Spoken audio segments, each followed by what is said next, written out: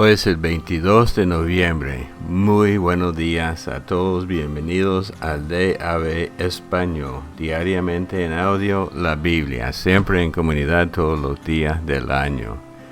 Yo me llamo Roberto y esta semana estamos leyendo de la Nueva Versión Internacional. Siempre en el libro de Ezequiel, capítulo 44:1 hasta el 45:12. El hombre me hizo regresar por la puerta exterior del templo, la que daba al oriente, pero estaba cerrada. Allí el Señor me dijo: esta puerta quedará cerrada, no se abrirá, y nadie deberá entrar por ella. Deberá quedar cerrada, porque por ella ha entrado el Señor Dios de Israel. Tan solo el príncipe podrá sentarse junto a la puerta para comer en presencia del Señor. Deberá entrar por el vestíbulo de la puerta y salir por el mismo lugar. Después el hombre me llevó por el camino de la puerta del norte, que está frente al templo. Al ver que la gloria del Señor llenaba el templo, me postré rostro en tierra. Entonces el Señor me dijo: Hijo de hombre, presta mucha atención. Abre bien los ojos y escucha atentamente todo lo que voy a decirte sobre los estatutos y las leyes concernientes al templo. Fíjate bien en quienes pueden entrar al santuario y quienes no. Adviértele a este pueblo rebelde de Israel que así dice el Señor y Dios: Pueblo de Israel, basta ya de tus abominaciones. Ustedes dejaron entrar en mi santuario a extranjeros incircuncisos de corazón y de cuerpo, para que profanara mi templo. Mientras tanto ustedes me ofrecían alimento, grasa y sangre, violando así mi pacto con todas sus abominaciones. En lugar de cumplir con su deber respeto de mis cosas santas, pusieron a extranjeros a cargo de mi santuario. Así dice el Señor y Dios: no entrará en mi santuario ningún extranjero incircunciso de corazón y de cuerpo, ni siquiera los extranjeros que habitan entre los israelitas.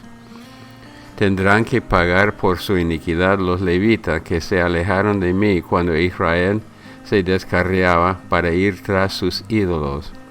Podrán ministrar en mi santuario como custodios de las puertas y en algunos otros menesteres del templo.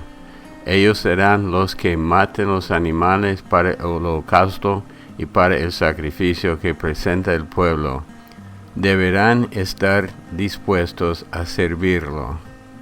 Pero por haber servido al pueblo de Israel delante de sus ídolos, y además por haber sido piedra de tropiezo, tendrán que pagar por su iniquidad. He jurado solemnemente con la mano en alto que deben recibir la consecuencia de sus pecados. Yo, el Señor y Dios, lo afirmo. No podrán acercarse a mí para servir como sacerdotes, ni se acercarán a mis objetos sagrados, menos aún a los objetos santísimos. Tendrán que cargar con la vergüenza de las abominaciones que han cometido. Sin embargo, los pondré a cargo de la custodia del templo y de todo el servicio y el trabajo que se deba cumplir en él. En cambio, se acercarán para ministrar delante de mí los sacerdotes levitas descendientes de Sadoc, que estuvieron al servicio de mi santuario cuando los israelitas se descarriaban de mí, y se presentarán ante mí para ofrecerme la grasa y la sangre. Yo, el Señor y Dios, lo afirmo. Solo ellos entrarán en mi santuario y podrán acercarse a mi mesa para ministrar delante de mí y encargarse de sus deberes. Y cuando entren por la puerta del atrio interior se pondrán vestiduras de tela de lino. Cuando estén ministrando a las puertas del atrio interior o en el templo, no llevarán ropa de lana. Llevarán turbante de tela de lino sobre la cabeza y alrededor de la cintura usarán ropa interior de tela de lino. No se pondrá nada en la cintura que los haga transpirar. Y cuando salgan al atrio exterior donde está el pueblo, deberán quitarse la ropa con la que hayan ministrado y dejarla en las salas sagradas. Luego se cambiarán de ropa a fin de no consagrar al pueblo por medio de sus vestiduras. No se afeitarán la cabeza, pero tampoco se dejarán largo el cabello, sino que se lo recortarán prolijamente. Ningún sacerdote deberá beber vino cuando entre en el atrio interior. No deberá casarse con una viuda o una divorciada, sino solo con una israelita que aún sea virgen o con la viuda de un sacerdote. Deberán enseñarle a mi pueblo a distinguir entre lo sagrado y lo profano, y mostrarle cómo diferenciar entre lo puro y lo impuro. En cualquier pleito, los sacerdotes servirán como jueces y juzgarán según mis leyes. En todas mis fiestas observarán mis ordenanzas y mis estatutos. Deberán santificar mis sábados. El sacerdote no deberá acercarse a un cadáver para no contaminarse. Pero si el cadáver es de su propio padre o madre, hijo o hija, hermano o hermana soltera, entonces sí podrá contaminarse. Si queda contaminado, deberá purificarse y luego esperar 7 días. El día en que vuelva a entrar en el atrio interior del santuario para ministrar, deberá ofrecer su sacrificio por el pecado, afirma el Señor y Dios. Los sacerdotes no tendrán ninguna heredad, porque su heredad soy yo. Ustedes no les darán ninguna propiedad en Israel, su propiedad soy yo. Ellos se alimentarán de la ofrenda de cereal, la ofrenda por el pecado y la ofrenda por la culpa. Además, todo lo que los israelitas consagren al Señor será para ellos.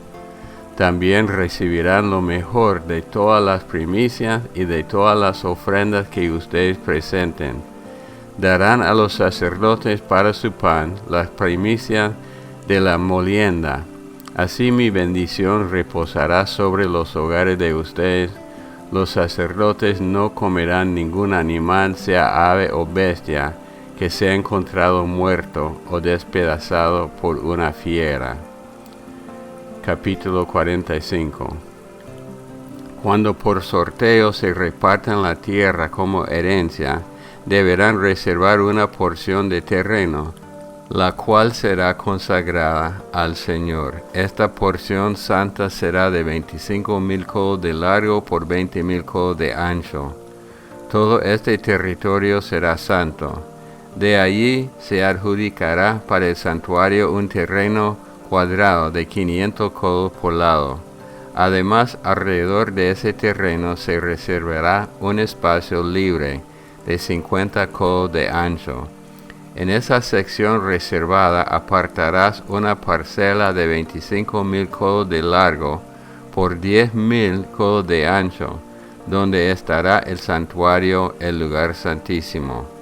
Esta será la porción santa de tierra para los sacerdotes que ministran en el santuario y que se acercan para ministrar delante del Señor.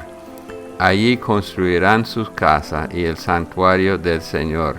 Además, a los levitas que sirven en el templo se les adjudicará un espacio de 25,000 codos de largo por 10,000 codos de ancho, para que tengan ciudades donde vivir.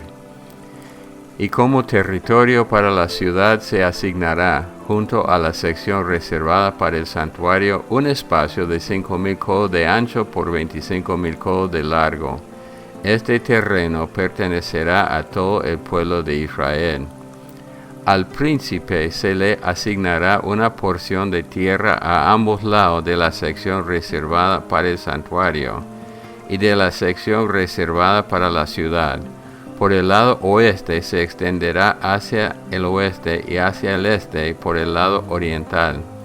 Su longitud de este a oeste será igual a la de los terrenos asignados a una de la tribu. Esta tierra será su posesión en Israel.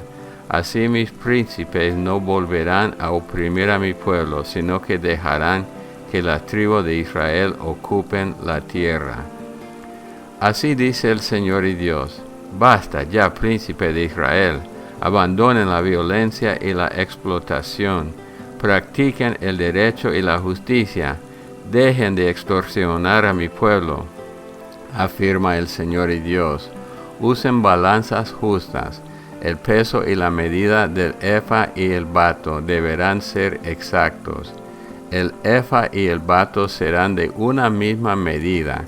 Cada uno será equivalente a 1/10 parte de un homer, el cual servirá de patrón para ambas medidas. En cuanto a las medidas de peso, un ciclo será igual a 20 gerás, y una mina será igual a 60 ciclos. Bueno, ayer concluimos el libro de Santiago y hoy comenzamos a leer las cartas pastorales del apóstol Pedro.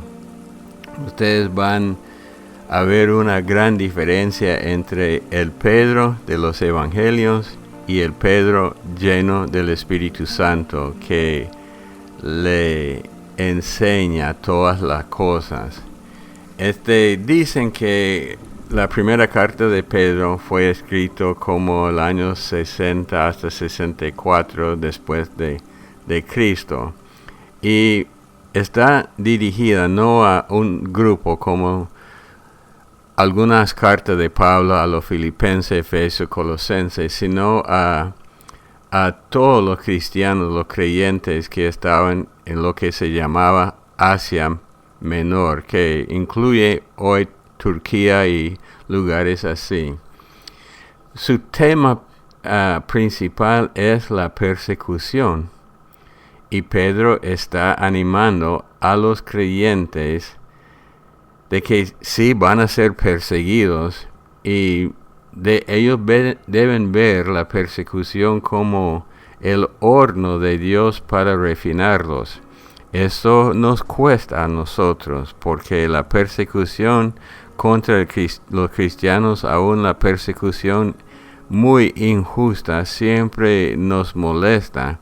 Pero recordando que Dios está sobre todas las cosas, Él mismo hasta usa las persecuciones para nuestro bien. Y en todo esto Pedro también comenta sobre la conducta de un creyente buscando la santidad. Esa palabra santidad siempre no trae problemas, pero hay muchos que no entienden bien la santidad. Muchos creen que es solamente su forma exterior, cuando en realidad es lo que está adentro saliendo a la vida normal. Y por fin, Pedro siempre les da la esperanza, recordándoles a ellos y a nosotros de que en esta vida estamos viviendo para la gloria de Dios, pero no es todo, porque hay un futuro reservado para nosotros. Y de una vez vamos a comentar sobre la segunda carta de Pedro, cuando él está tratando con los maestros falsos.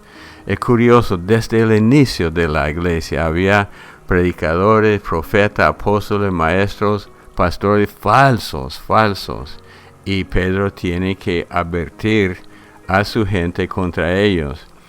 Hoy día muchas veces no queremos meternos en esto y queremos solamente amar, pero el patrón, Dios nos dio el patrón, tenemos que tratar con esto. Y él en su segunda carta trata con la segunda venida de Jesucristo, que es nuestra esperanza que tenemos. Entonces, entremos. Primera de Pedro 1, 1 al 12, todo el capítulo. Pedro, apóstol de Jesucristo, a los elegidos extranjeros dispersos por el Ponto, Galacia, Capadocia, Asia y Bitinia, según el conocimiento previo de Dios el Padre, mediante la obra santificadora del Espíritu, para obedecer a Jesucristo y ser rociados con su sangre. Que abunden en ustedes la gracia y la paz. Bendito sea Dios Padre de nuestro Señor Jesucristo, por su gran misericordia, nos ha hecho nacer de nuevo mediante la resurrección de Jesucristo de entre los muertos, para que tengamos una esperanza viva y recibamos una herencia que no se puede destruir, contaminar o marchitar. Tal herencia está reservada en el cielo para ustedes, a quienes el poder de Dios protege mediante la fe hasta que llegue la salvación que se ha de revelar en los últimos tiempos. Esto es para ustedes motivo de gran alegría, a pesar de que hasta ahora han tenido que sufrir diversas pruebas por un tiempo. El oro, aunque perecedero, se acrisola al fuego. Así también la fe de ustedes, que vale mucho más que el oro, al ser acrisolada por las pruebas, demostrará que es digna de aprobación, gloria y honor cuando Jesucristo se revele. Ustedes lo aman a pesar de no haberlo visto, y aunque no lo ven ahora, creen en Él y se alegran con un gozo indescriptible y glorioso, pues están obteniendo la meta de su fe, que es su salvación. Los profetas que anunciaron la gracia reservada para ustedes investigaron cuidadosamente acerca de esta salvación. Querían descubrir a qué tiempo y a cuáles circunstancias se refería el Espíritu de Cristo que estaba en ellos cuando testificó de antemano acerca de los sufrimientos de Cristo y de las glorias que vendrían después de estos. A ellos se les reveló que no se estaban sirviendo a sí mismos, sino que les servían a ustedes. Hablaban de la cosa que ahora les han anunciado los que les predicaron acerca de la buena noticia por medio del Espíritu Santo, enviado del cielo. Aún los mismos ángeles anhelan contemplar esas cosas. Siguiendo Salmo 119, del 17 al 32. Gimel. Trata con bondad a este siervo tuyo, así viviré y obedeceré tu palabra. Ábreme los ojos para que contemple las maravillas de tu ley. En esta tierra soy un extranjero, no escondas de mí tus mandamientos. Se consume mi alma deseando tus leyes en todo tiempo. Tú reprendes a esos insolentes malditos que se desvían de tus mandamientos. Aleja de mí la afrenta y el desprecio, pues yo cumplo tus mandatos. Aún los gobernantes se confabulan contra mí, pero este siervo tuyo medita en tus estatutos.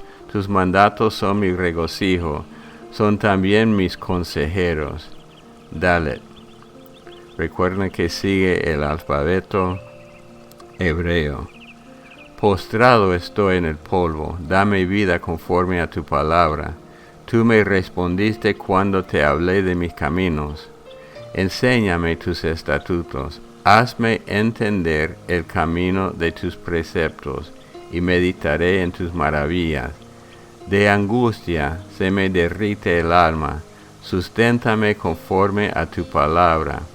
Apártame del camino de la falsedad, concédeme las bondades de tu ley. He escogido el camino de la fidelidad, he preferido tus leyes.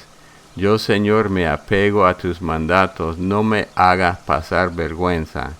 Corro por el camino de tus mandamientos, porque me has dado mayor entendimiento. Proverbios 28, versículos 8, 9 y 10. El que amasa riquezas mediante interés y usura, las acumula para él que se compadece de los pobres. Dios aborrece hasta la oración del que se niega a obedecer la ley.